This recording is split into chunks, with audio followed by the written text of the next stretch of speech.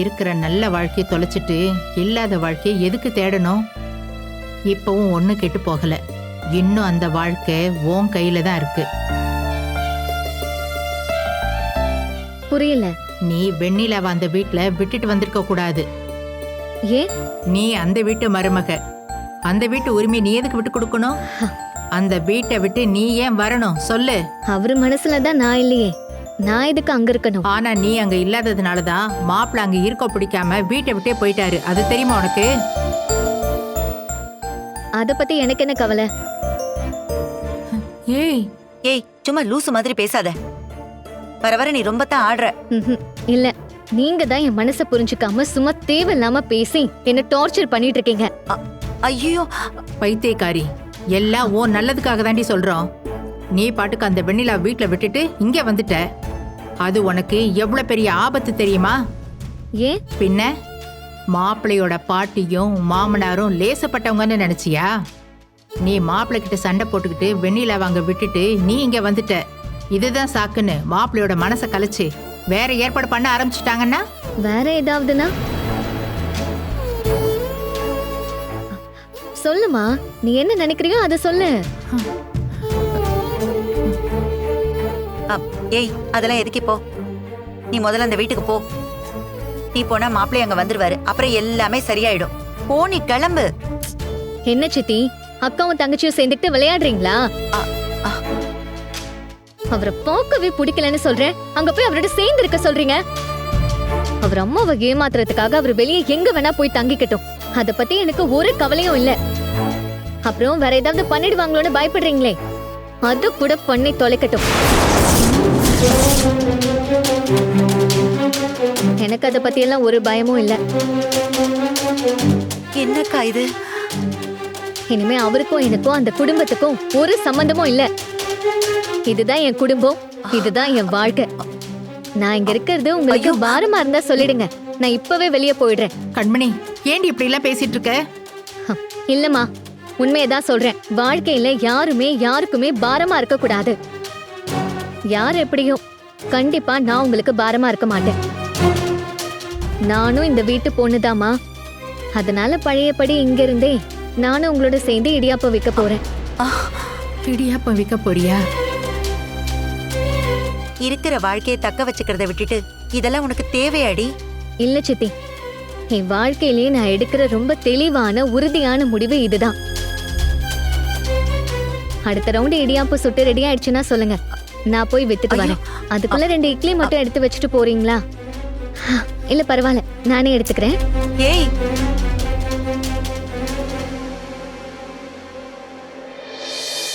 Kesavan sir, ஒரு நிமிஷம், நான் அப்புறமா கால் பண்றேன். வாங்க சார். வாங்க மேடம், உட்காருங்க மேடம்.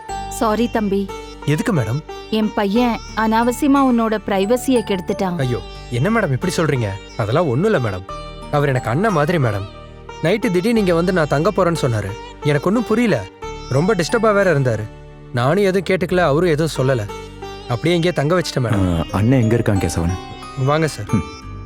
வாங்க பெரியம்மா. சார், இந்த ரூம் தான் சார். சரி, நீங்க பேசிட்டு இருங்க, நான் வெளியே போய் டிஃபன் வாங்கிட்டு வந்துடுறேன். ஓகே. Okay madam.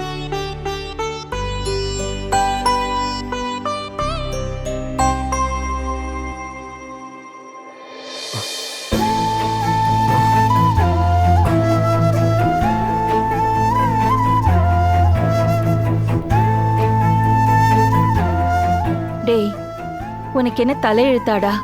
இன்னொருத்தர் வீட்டுல தங்கிக்கிட்டு தேவையாடா இது உனக்கு? வா, முதல்ல வீட்டுக்கு போலாம் வா. இல்லம்மா, என்னால அங்க வர முடியாது. ஏன்? காரணத்தை நேத்தே சொல்லிட்டேனே. அண்ணா, நேத்து சொன்னதெல்லாம் தயவு செஞ்சு விட்டுரு. இப்போ உன் அம்மா கூப்பிடுறாங்கண்ணே. என்னாலேயே உன்னை இங்க இப்படிலாம் பார்க்க முடியல. இதெல்லாம் சத்தியமா பெரியம்மாவால தாங்கிக்க முடியாது. நைட்டு ஃபுல்லா அவங்க தூங்காம அவஸ்தைப்பட்டதெல்லாம் நான் பார்த்ததுனால சொல்றேன். இங்க பாருங்க, தயவு செஞ்சு அடம் பிடிக்காம கிளம்பி வா. இல்லடா, இந்த முடிவை நான் மாத்திக்கிறதா இல்ல. ஏண்டா இப்படி பிடிவாதமா இருக்க? உன்னை இங்க தனியா விட்டுட்டு நான் எப்படிடா அங்க நிம்மதியா இருப்பேன்? வீட்டுக்கு வாடா, புரிஞ்சுக்கோ. அம்மா மனச நோக அடிக்காத. அவ புரிஞ்சுக்கலையம்மா. நான் சொன்னதை நம்பாம அந்த வெண்ணிலா சொன்னதை நம்பி என் மனசை நோகடிச்சுட்டு போயிட்டாலே எனக்கு எப்படி இருக்கும்? அந்த கஷ்டம் எனக்கு இல்லைங்கிறியா? அவளை புடிச்சு போய் உனக்கு கட்டி வச்சவளே நான் தான்டா. அவ என்னையும் தான் புரிஞ்சுக்காம அவமானப்படுத்திட்டு போனா. அப்ப எனக்கு எப்படி இருந்திருக்கும்? நீயும் அவளும் எனக்கு 2 கண்ணு மாதிரிடா. என் வாழ்க்கையில எனக்கு இருக்கிற ஒரே சந்தோஷம் உங்க 2 பேரையும் பார்த்துட்டு இருக்கிறது தான்.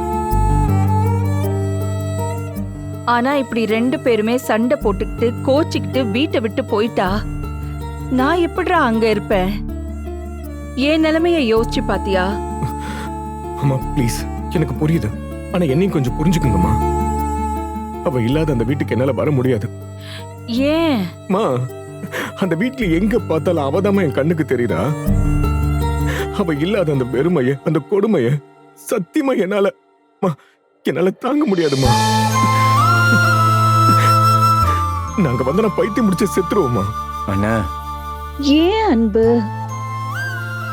நீ அவ மேல எவ்வளவு உயிரா இருக்கேன்னு எனக்கு தெரியாதா? ஆனா அத கூட அவளுக்கு புரிய வைக்காம இத்தனை நாளா நீ என்னடா பண்ணிக்கிட்டு இருந்த?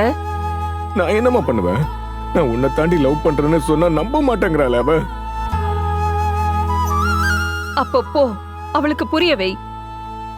இப்பவே அவகிட்ட பேசி சமாதானப்படுத்து. அவளை எப்படியாவது வீட்டுக்கு கூட்டிட்டு வர வழிய பாருடா. அவ வரமாட்டாமா. டேய், என்னடா சொல்ற? நேத்து நைட்டு நான் அவ வீட்டுக்கு போனேமா. பேசினியா? என்ன சொன்ன அவ? எங்க அவ என்ன பேச விட்டா? என் மேல அவ்வளவு கோவத்துல இருக்கா. ஒரு 5 நிமிஷம் நான் சொல்றத கேளுன்னு சொன்னேன். நான் எதையும் கேட்க விரும்பல. முதல்ல இந்த வீட்டை விட்டு வெளில போங்கன்னு செருப்பால் அடிச்ச மாதிரி பேசி அமிச்சிட்டாமா என்ன. எனக்கு தெரியலம்மா. அவ பேசுறத பார்த்தா அவ கோவம் இன்னும் குறைஞ்ச மாதிரி தெரியல. என்ன மன்னிப்பாளான கூட புரியலம்மா. இல்லடா, கவலைப்படாத. கண்டிப்பா அவ உன்னை புரிஞ்சுப்பா. இப்போ உண்மை தெரிஞ்ச கோவத்துல இருக்கறதால நீ செஞ்ச நல்லது எதுவுமே அவ கண்ணுக்கு தெரியல. கோவம் தணிஞ்சு நிதானமா யோசிக்கிறப்போ நிச்சயமா அவளோட மனசு மாறும். ஆனா அது வரைக்கும் நீ ஏண்டா இங்க இருக்கணும்? கிளம்பி வா, நம்ம வீட்டுக்கு போலாம். என்னம்மா நீங்களும் புரியாம பேசுறீங்க? கண்மணி இல்லாம எப்படிமா அந்த வீட்டுல நான் இருக்க முடியும்? அதுவும் என்னையும் அவளையும் பிரிச்சு அந்த வெண்ணில அங்க இருக்கிறப்போ நான் எப்படி அங்க இருக்க முடியும்? அவளை பார்த்தாலே எனக்கு அப்படி உடம்புல பத்திக்கிட்டு வருதுமா. ஆனா பாட்டிக்கு என் மனசோ என் உணர்ச்சியோ எதுவுமே புரியல. அவங்களோட ஃபுல் சப்போர்ட்ல அவ அந்த வீட்டுல இருக்கா. என்னென்ன பேசுற? அந்த வீட்டுக்கு சம்பந்தம் இல்லாம எவ்வளவு ஒருத்தி அங்க இருக்கிறப்போ உனக்கு அங்க இருக்க உரிமை இல்லையா? ஆனா பாட்டிக்கு என்ன விட அவதான முக்கியமா இருக்கா. அவளை வீட்டை விட்டு அனுப்ப சொன்னா முடியாதுன்றாங்க. அப்ப எனக்கு என்னடா அந்த வீட்டுல மரியாதை இருக்கு? சரி, இப்ப என்னதான் பண்ண போற? நான் அந்த வீட்டுக்குள்ள மறுபடியும் வரணும்னா வெண்ணில அந்த வீட்டை விட்டு போகணும். இல்லனா கண்மணியோட தான் அந்த வீட்டுக்கு நான் வருவேன். அப்போ நீ நினைக்கிறதெல்லாம் அந்த வீட்டுல இருந்தே செய்ய வேண்டியதானே? இதுக்கெல்லாம் காரணம் அந்த வெண்ணிலா தானே. பாட்டி அவளுக்கு சப்போர்ட்டா இருந்தா என்ன, இல்லைன்னா என்ன? நீ ஒரு அடி அடிச்சா அவ தாங்குவாளா?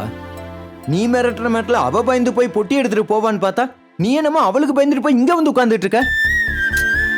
நானும் அதைத்தான் சொல்றேன். நீ முதல்ல வீட்டுக்கு வந்தாதாண்டா எல்லாமே சரியாகும். இப்படி நீ ஒதுங்கி இருந்தா எதுவுமே பண்ண முடியாது. யோசிக்காத, வந்துரு அன்பு, வந்துரு. வா, நம்ம போலாம். இல்லம்மா, நான் வரல. என்னை வற்புறுத்தாதீங்க. நான் இங்கே இருந்துடுறேன்.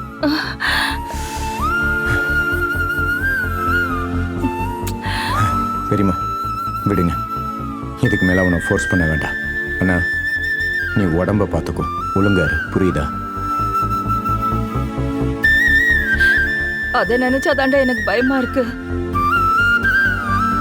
அண்ணா, நாங்க எதுக்கு பயப்படுறோம்னு உனக்கு புரியுதுல்ல? பார்த்து பத்திரமா இருந்துக்க. பெரியம்மா போலாம். டேய் அன்பு, பக்கத்துல அம்மாவும் இல்ல கண்மணியும் இல்லைன்னு தயவு செஞ்சு எனக்கு பிடிக்காத எதையுமே செஞ்சிடாத. அந்த பயத்தோட தான் நான் உன்னை இங்க விட்டுட்டு போறேன்.